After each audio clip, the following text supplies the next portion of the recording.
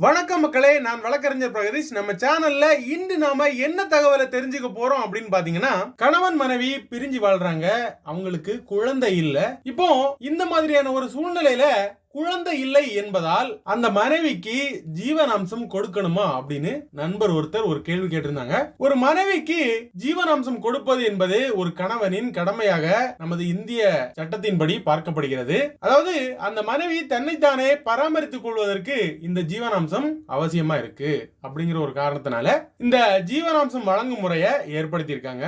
இதுல அந்த மனைவிக்கு குழந்தை இல்லை அப்படிங்கிற காரணத்தை காட்டி அவங்களுக்கு ஜீவனாம்சம் கொடுக்க வேண்டாம் அப்படின்னு சொல்லவே முடியாது.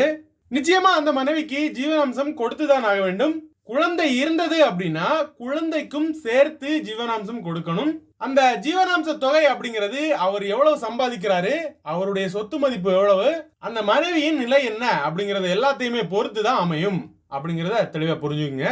இப்போ ஜீவனாம்ச வழக்கு நீதிமன்றத்துல போட்டாச்சு அப்படின்னா அந்த வழக்கு எந்த தீர்ப்பாகுதோ அந்த தினத்தில இருந்து அந்த மனைவிக்கு நீங்க ஜீவனாம்சம் கொடுக்கணும். சரி, இன்றைய தகவல் இதை பார்த்த எல்லாருக்குமே நிச்சயமா பயனுள்ள ஒரு தகவலா இருக்கும் அப்படின்னு நம்புறேன். இந்த தகவலை பார்த்துட்டு அப்படியே நீங்க போகாம உங்களுடைய நண்பர்களுக்கும் இதை ஷேர் பண்ணுங்க. மீண்டும் உங்களுக்கான ஒரு சட்டப்பதிவில் சந்திப்போம். அதுவரைக்கும் உங்களிடமிருந்து விடைபெறுவது வழக்கறிஞர் பிரகதீஷ். நன்றி, வணக்கம்.